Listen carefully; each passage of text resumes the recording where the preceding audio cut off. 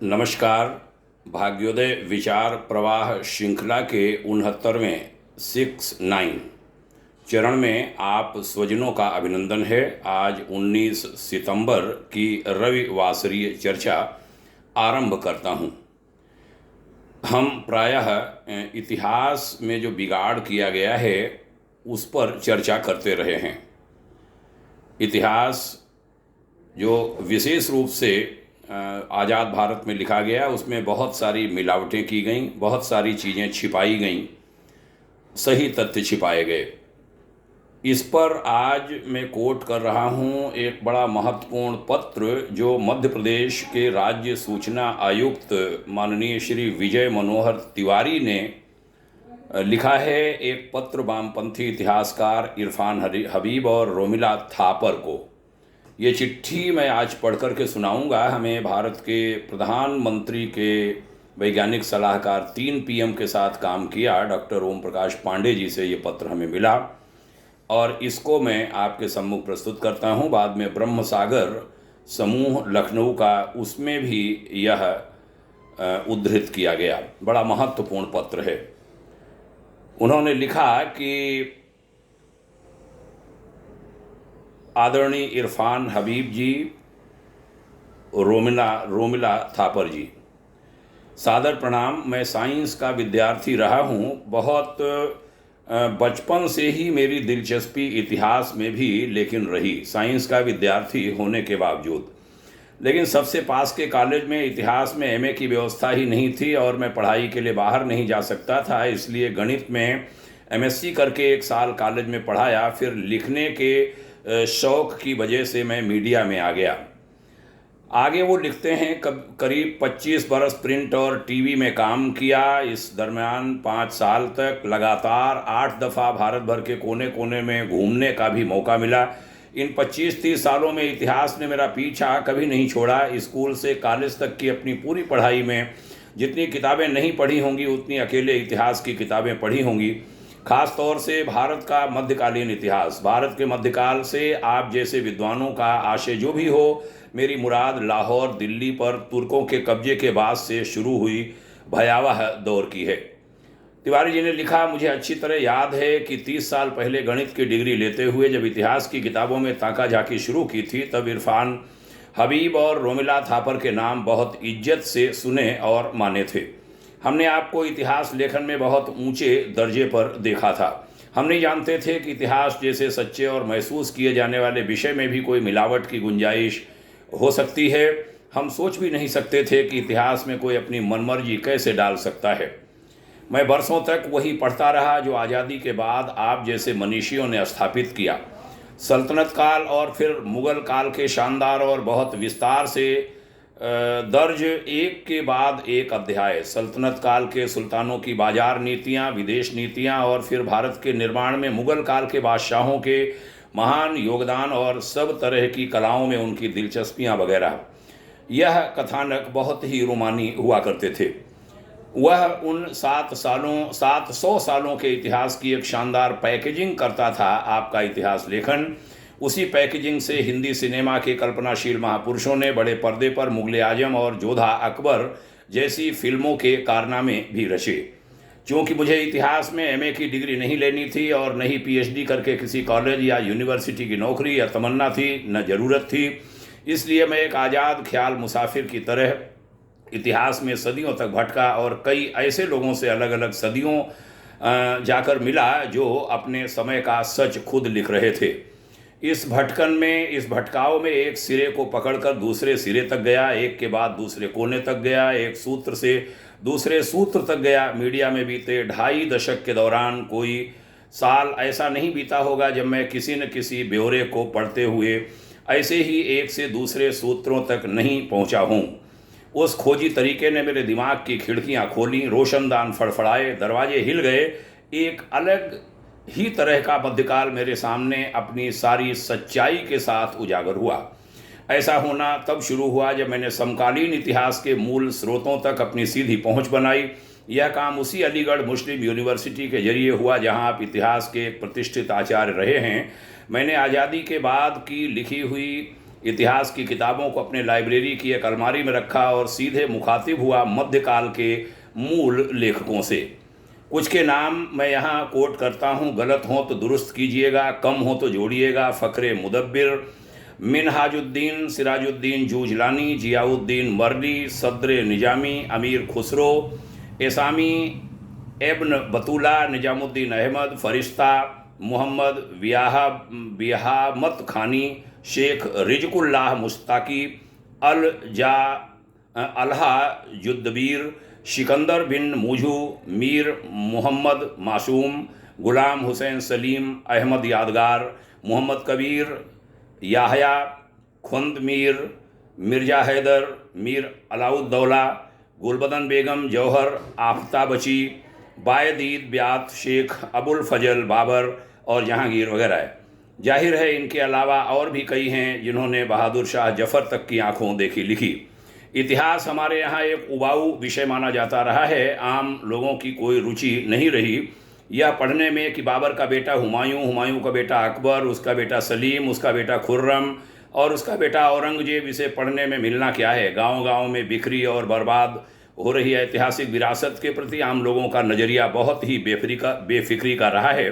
उन्हें कोई परवाह ही नहीं कि ये सब कब और किसने बनाए और कब किसने बर्बाद किए, क्यों बर्बाद किए।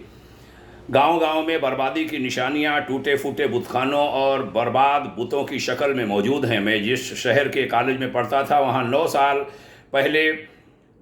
साल पहले परमार राजाओं ने एक शानदार मंदिर बनवाया था जिसे बाद के दौर में बहुत बुरी तरह तोड़कर बर्बाद किया गया और एक मस्जिद नुमा ढांचा उस पर खड़ा किया। 1.5 लाख आबादी के उस शहर में ज़्यादातर बाशिंदे नहीं जानते कि ये सबसे पहले किसने तोड़ा था, कौन लूट कर ले गया था, किसने उसके मलबे से इबादतगाह बनाई। अलबत्ता प्राचीन बुतखानों की एक बर्बादी को एक मुश्त सबसे बदनाम मुग़ल औरंगजेब के खाते में डाला जाता रहा है। वहाँ भी पुरातत्व वालों के एक साइन बोर्ड पर आलमगीरी मस्जिद ही लिखा है जो एक पुराने मंदिर को तोड़कर बनाई गई थी। वह बर्बाद स्मारक उस शहर के एक जख्म की तरह आज भी खड़ा है जहाँ बहुत कम लोग ही आते हैं, किसी को कोई मतलब नहीं है। जब मैं समकालीन लेखकों के दस्तावेजी ब्यौरों में गया तो पता चला मिनहाजुद्दीन सिराज ने उस मंदिर की ऊंचाई 105 गज ऊंची बताई है जिसे शमशुद्दीन इल्तुतमिश ने 1235 के भीषण हमले में तोड़कर बर्बाद किया था। लेकिन मुझे यह जानकर हैरत हुई कि इतिहास विभाग में नौकरी करने वाले कई प्रोफेसरों को भी इसके बारे में कुछ खास इल्म था नहीं। जब किसी विषय के प्रति किसी भी देश के अवाम में ऐसी उदासीनता और बेफिक्री होती है तो मिलावट और मनमर्जी उन लोगों के लिए बहुत आसान हो जाती है जो एक ख़ास नज़रिए से अतीत की सच्चाइयों को पेश करना चाहते हैं। उस पर अगर सरकारें भी ऐसा ही चाहने लगें तो यकीनन यह अल्लाह की ही मर्जी मानिए। मैं अपने मूल विषय पर आता हूँ। बरसों तक इतिहास को एक खास पैटर्न पर पढ़ते हुए हमने अलाउद्दीन खिलजी की बाजार नीतियों को इस अंदाज में पढ़ा जैसे कि दिल्ली के किले में बैठकर हुए फैसलों से भारत का शेयर मार्केट आसमान छूने लगा था और विदेशी निवेश में अचानक उछाल आ गया था जिसने भारत के विकास के सदियों से बंद दरवाजे हमेशा के लिए खोल दिए थे। जावेद अख्तर जैसे फिल्मकार भी ऐसे ही इतिहास के हवाले से खिलजी की बाजार नीतियों के ज़बरदस्त मुरीद देखे गए हैं। इतिहास की उन किताबों को पढ़कर कोई भी सुल्तानों और बादशाहों का दीवाना हो जाएगा, जबकि खिलजी के समय अपनी आँखों से सब कुछ देखने वाले लेखकों ने जो बताया है वो असल इतिहास पूरी तरह आपके इतिहास से गायब है और आपसे बेहतर कौन जानता है कि वो कितना भयावह है। मसलन बाजार नीतियों के कसीदों में दिल्ली में सजे गुलामों के बाजार का कोई जिक्र तक नहीं है, जहां 10-20 तनके में वे लड़कियां गुलाम बनाकर बेची गईं जो खिलजी की लुटेरी फौजें लूट के माल में हर तरफ से ढो कर ला रही थीं। जियाउद्दीन बर्नी ने गुलामों की मंडी के ब्यौरे दिए हैं और ऐसा हो नहीं सकता कि आपकी आंखों के सामने से वो मंजर गुजरा न हो। इसी तरह मोहम्मद बिन तुगलक की नीतियों पर ऐसे चर्चा की गई जैसे बाकायदा कोई नीति निर्माण जैसी संस्थागत व्यवस्थाएं आज की तरह संवैधानिक तौर पर काम कर रही हों, जबकि उस दौर में अपने आसपास तमाम तरह के मस्खरों और लुटेरों से घिरे तथाकथित सुल्तानों की सनक ही इंसाफ हुआ करती थी। तुगलक की महान नीतियों के कसीदों में ईंट के वे रौनकदार जलसे गायब कर दिए गए जिनमें इब्न बतूता ने बड़े विस्तार से उन जलसों में नाचने के लिए पेश की गई लड़कियों से मिलवाया है। वे लड़कियां और कोई नहीं, हारे हुए हिंदू राजाओं हिंदू राज्यों के राजाओं की बेटियां थीं, जिन्हें ईद के जलसे में ही तुगलक अपनी अमीरों और रिश्तेदारों में बांट देता था। लुटेरों की उन महफिलों में तमाम आलिम और सूफ़ी भी सरेआम नज़र आते हैं। ऐसा कैसे हो सकता है कि ये गिरोह आपकी निगाहों में आने से रह गए? मैं अक्सर सोचता हूँ कि सदियों तक सजे रहे उन गुलामों के बाजार में बिकी हजारों लाखों बेबस बच्चियाँ और औरतें कहाँ गई होंगी? उनकी भी औलादें हुई होंगी। आज उनकी औलादें और उनकी भी औलादों की औलादें सदियों बाद कहाँ और किस शक्ल में पहचानी जाएं? जब मैं ये सोचता हूँ तो आज के आजम, आजमी, जिलानी, गिलानी, इमरान, कामरान, राहत, फरहत, सलीम, जावेद, आमिर, शाहिर, माशरूफ, शाहरूफ, ओवैसी, बुखारी, जुल्फ़िकार, इफ्तिखार, तस्लीमा, तहमीना, शेरवानी, किरमानी जैसे अनगिनत चेहरे आंखों के सामने घूमने लगते हैं। बांग्लादेश के इस छोर से लेकर अफ़गानिस्तान के उस छोर तक इस हरी भरी आबादी के बेतहाशा फैलाव में नज़र आने वाला हर एक चेहरा, और तब मुझे लगता है कि मातृपक्ष यानी मदर्स साइड से धर्मांतरण का व्याकरण कितना जटिल और अपमानजनक है, जो हमारी अपनी याददाश्तों से गुमशुदा किए बैठे हैं। और ये सब नज़रअंदाज कर हम मुग़लों को राष्ट्र निर्माता बताकर प्रसन्न हैं। ये कैसी कयामत है कि कोई खुद को गाली देकर खुश होता रहे। एक दो नहीं, सैकड़ों रुला देने वाले विवरण हैं जो इतिहास पर लिखी हुई किताबों में पूरी तरह से गायब हैं। इन पर लंबी बहस हो सकती है, कई किताबें लिखी जा सकती हैं। खुद ये असल और एकदम ताज़े ब्यौरे मोटी मोटी कई किताबों में रियल टाइम दर्ज हैं। इनमें कोई मिलावट नहीं है, कोई मनमर्जी नहीं है। जो उन्होंने देखा था, जो घट रहा था, जो देखा जा रहा था, बिल्कुल वही जस का तस उनके द्वारा कागज़ों पर उतार दिया गया। लेकिन आज़ादी के बाद के इतिहास लेखन में भारत के मध्यकाल के इतिहास का यह भोगा हुआ सच आपकी कलम से जब लिखा गया, तब उसमें यह पूरी तरह गायब है।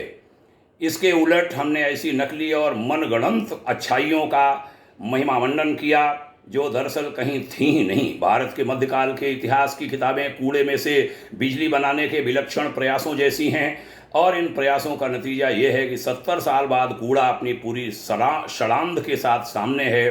बिजली की रोशनी आपके ख्यालों और ख्वाबों में ही रोशन है, और मध्यकाल के पहले जिसे एक बिखरा हुआ भारत माना गया, जो एक राजनीतिक इकाई के रूप में कभी था ही नहीं, उसमें एक सबसे कमाल की बात को आप साहिबान में किसी ने गौर करने लायक भी नहीं समझा। गुजरात में सोमनाथ से लेकर हिमालय में केदारनाथ तक शिव के ज्योतिर्लिंगों की स्थापना और पूजा परंपरा हजारों साल पुरानी है। यह भी आपके इतिहास लेखन में गायब है। किसी मुल्क के इतने बड़े भौगोलिक विस्तार में देवी देवता और उनकी मूर्तियां एक ही तरह से बनाई और पूजी जा रही थीं। आंध्र प्रदेश में विशाखापत्तनम के पहाड़ी स्तूपों से लेकर अफगानिस्तान के बामियान तक गौतम बुद्ध एक ही रूप में पूजे जा रहे थे, जिनके महान स्मारक इस छोर से उस छोर तक बन रहे थे। यह तो 2000 साल पीछे की ही तो बातें हैं। मतलब राजनीतिक रूप से भले ही इतने बड़े भारत में हजार राजघराने राज कर रहे होंगे, मगर उनकी सांस्कृतिक पहचान एक ही थी। वह कल्चरल कवर पूरे विस्तार में भारत का एक शानदार आवरण था, जिसके रहते आपसी राजनीतिक संघर्ष में भी भारत की संस्कृति चारों तरफ एक जैसी ही फलती फूलती रही थी। यह महत्वपूर्ण बात थी जिसे आज़ाद भारत के इतिहास लेखकों ने बिल्कुल ही नज़रअंदाज किया। क्या ये अनदेखी अनायास है या एक शरारत जो जानबूझकर की गई? अगर भारत के इतिहास को एक क्रिकेट मैच के नज़रिए से देखा जाए तो 50 ओवर के टेस्ट मैच में सल्तनत और मुगल काल आखिरी ओवर की गेंदों से ज़्यादा हैसियत नहीं रखते। लेकिन इतिहास की कोर्स की किताबों में इन खिलाड़ियों को पूरे मैच का मैन ऑफ द मैच बना दिया गया है। अगर मैच जिताने लायक ऐसा कुछ बेहतरीन होता भी तो कोई समस्या या आपत्ति नहीं थी। जिन लेखकों के नाम मैंने ऊपर लिखे हैं, उनके लिखे विवरणों से साफ जाहिर है कि सल्तनत और मुगल काल के सुल्तानों और बादशाहों के कारनामे अपने समय के इस्लामी आतंक और अपराधों से भरे बिल्कुल वही दुनिया थी जो हमने सीरिया और काबुल में इस्लामिक स्टेट और अफ़गानिस्तान में तालिबानों के रूप में अभी अभी देखी है। इस्लाम के नाम पर भारत भर में वे बिल्कुल वही कर रहे थे जो वे आज कर रहे हैं। सदियों तक माथा फोड़ने के बावजूद वे भारत का संपूर्ण इस्लामीकरण नहीं कर पाए और एक दिन खुद खत्म हो गए। 30 साल बाद आज भी मैं इतिहास के विवरणों में जाता रहता हूँ। भारत की यात्राओं में मैं नालंदा और विक्रमशिला के विश्वविद्यालयों के खंडहरों में भी घूमा हूँ और दूर दक्षिण के विजयनगर साम्राज्य के बर्बाद स्मारकों में भी गया हूँ। इनकी असलियत आपसे बेहतर कौन जानता है कि ये उस दौर में इस्लामी आतंक के शिकार हुए हैं। ऐसे हजारों और उदाहरण हैं। बामियान के 150 मीटर ऊंचे बुद्ध तभी बने होंगे जब आज का पूरा अफगानिस्तान बौद्ध और हिंदू ही रहा होगा। वे सब हमेशा हमेशा के लिए बर्बाद कर दिए गए, लेकिन आज़ाद भारत के इतिहास की किताबों में सल्तनत और मुग़ल काल के उन कारनामों पर पूरी तरह चादर डालकर लोभान जला दिए गए। माशा अल्लाह, इतिहास पर पड़ी उन चादरों के आसपास आप भी किसी सूफ़ी से कम नहीं लगते। अगर हिंदी सिनेमा की एक मशहूर फिल्म शोले की नज़र से भारत के इतिहास को देखा जाए तो मध्यकाल का इतिहास एक नई तरह की शोले ही है। आप जैसे महान विचारकों की इस रचना में गब्बर सिंह सांभा और कालिया रामगढ़ के चौतरफा विकास की नीतियां बना रहे हैं। रामगढ़ पहली बार उनकी बदौलत ही चमक रहा है। रामगढ़ में विदेशी निवेश बढ़ रहा है और हर युवा के हाथ में काम है। बाजार नीतियां गजब ढा रही हैं, शेयर मार्केट आसमान छू रहा है, कारोबारी भी खुश हैं और किसान भी। मगर वीरू रामगढ़ की किसी गुमनाम गली में बसंती की घोड़ी धन्नों को घास खिला रहा है। रामगढ़ के पसरे सन्नाटे के बीच जय मौलाना साहब का हाथ थामकर मस्जिद की सीढ़ियां चढ़ रहे हैं, क्योंकि अजान हो रही है। जय ने अपना माउथ आर्गन जेब में खोसा हुआ है, क्योंकि नमाज का वक्त है और म्यूजिक हराम है, जिससे मौलाना साहब की इबादत में खलल हो सकता है। ठाकुर के जुल्मों सितम से निपटने के लिए जननायक गब्बर सिंह ने सुरमा भोपाली की अध्यक्षता में एक जांच कमेटी बना दी है। बसंती ने गब्बर को राखी भेजी है और गब्बर ने खुश होकर रामगढ़ की आटा चक्की उसके नाम कर दी है। जेलर के गुणों से प्रसन्न मौसी बसंती और जेलर की जन्म कुंडली मिलवा रही हैं। गब्बर ने शिवजी के मंदिर में भंडारा कराया है और जन्मजात बदमाश गांव के ठाकुर ने दंगे की नीयत से मस्जिद के पास की ज़मीन पर नाजायज कब्जे करा दिए हैं। आपसे ही पूछता हूं कि मध्यकाल का इतिहास बिल्कुल ऐसा ही रचा गया एक फरेब तो नहीं है? इतिहास की बात है, बहुत दूर तक न जाया जाए, इसलिए इस खत को यहीं समेटता हूँ। मैं याद करता हूँ 30 साल पहले जब NCERT की किताबों में इतिहास को पढ़ना शुरू किया और कॉलेज में चलने वाली कोर्स की किताबों के जरिए भारत के मध्यकाल को पढ़ा, तो उस दौर में अखबार में छपने वाले इतिहास संबंधी लेखों में इरफान हबीब और रोमिला थापर को अपने समय के महान प्रज्ञा पुरुषों के ही रूप में पाया। अब 30 साल बाद मैं एक ऐसे समय में हूँ जब टेक्नोलॉजी ने कमाल ही कर दिया है। इंटरनेट की 4G जनरेशन अपने आईफोन पर आज सब कुछ देख सकती है, पढ़ सकती है। दुनिया की किसी भी लाइब्रेरी की किसी भी भाषा और उसके अपने अनुकूल अनुवाद में हर दस्तावेज हाथों पर उंगलियों पर मौजूद है।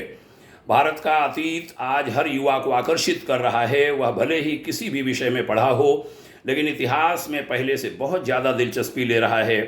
वह सच को जानने में उत्सुक है, बिना लाग लपेट वाला सच, बिना मिलावट वाला इतिहास का सच, जिसमें न किसी सरकार की मनमर्जी हो और न किसी पंथ की बदनीयत। इतिहास जानने के लिए उसे MA की डिग्री और मिलावटी किताबें कतई जरूरी नहीं हैं।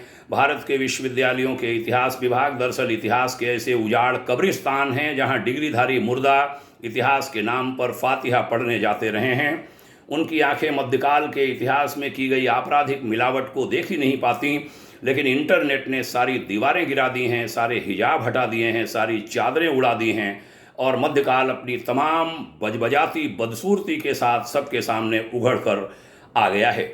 जिस इस्लाम के नाम पर दिल्ली पर कब्जे के बाद 700 सालों तक और सिंध को शामिल करें तो पूरे 1000 साल तक भारत में जो कुछ घटा है वह सब दस्तावेजों में ही है। आज के नौजवान को ये सुविधा इन 1000 सालों में पहली ही बार मिली है कि वो इसी इस्लाम की मूल अवधारणाओं को सीधा देख ले।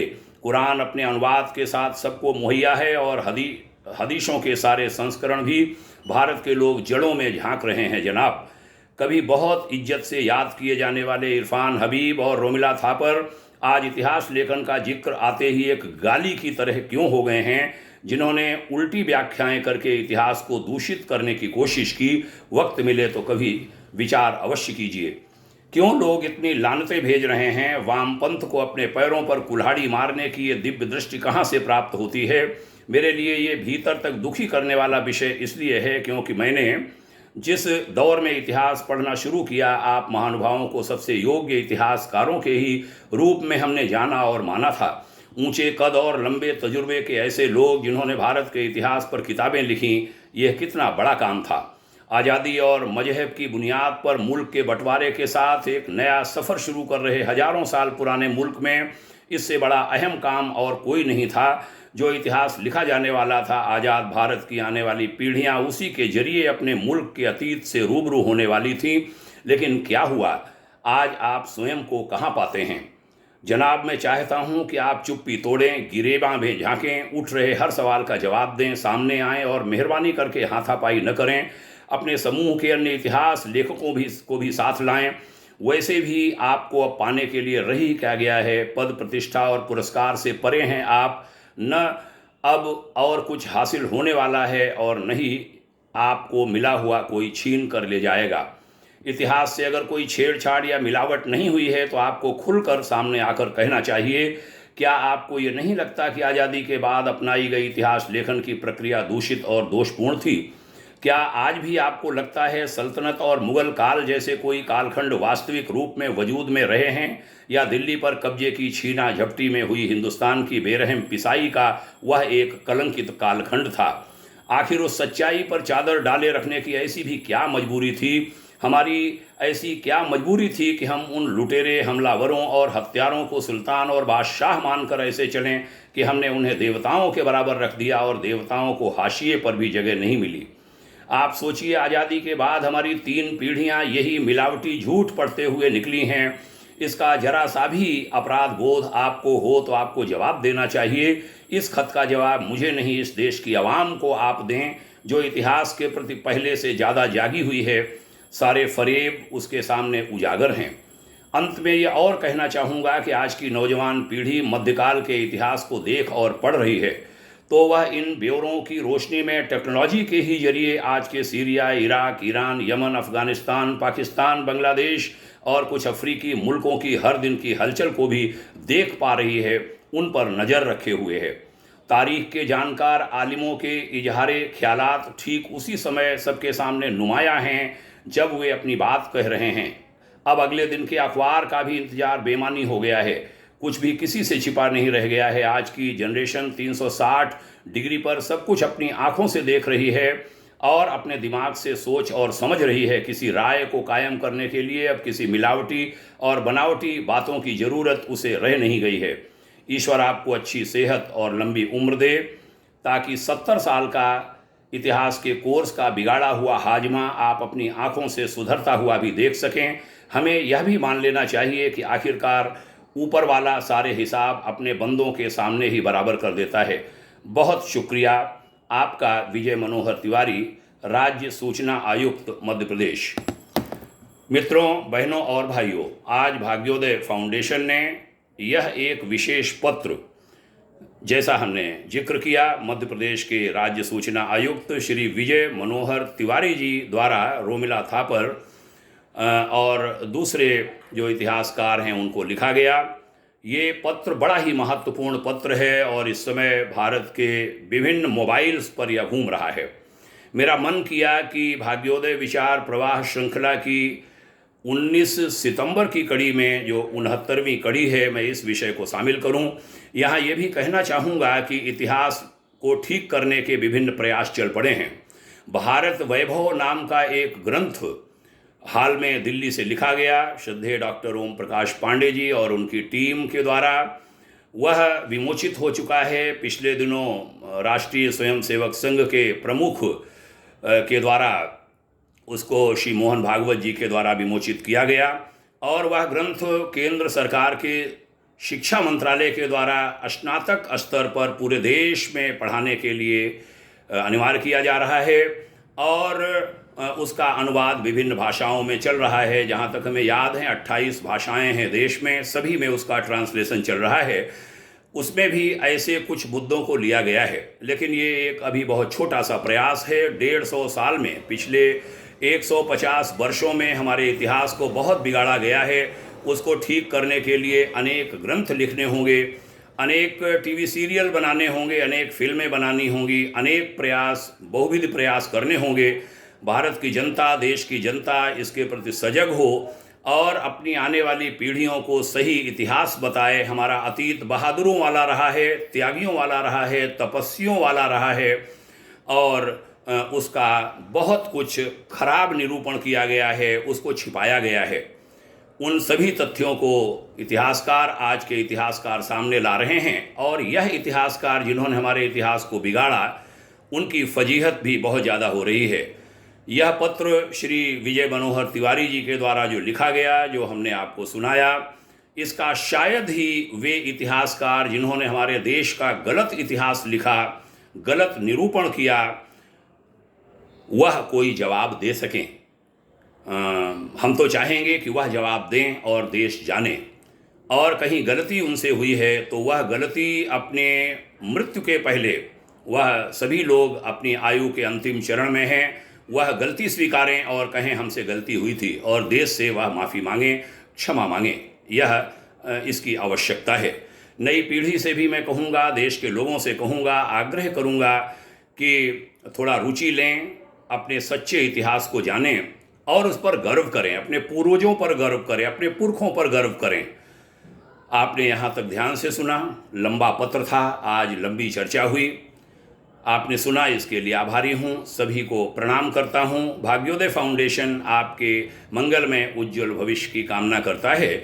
जैसा कि आप अवगत हैं कि यह रविवासरीय चर्चा हर रविवार होती है, उधर दैनिक चर्चा, जो आध्यात्मिक चर्चा कुछ मिनट की चर्चा होती है, 2.5 से 3.5 मिनट, 3.25 मिनट की, वह नित्य प्रति चल ही रही है। आप सब उसमें भागीदार बन रहे हैं, इसके लिए आभारी हूँ।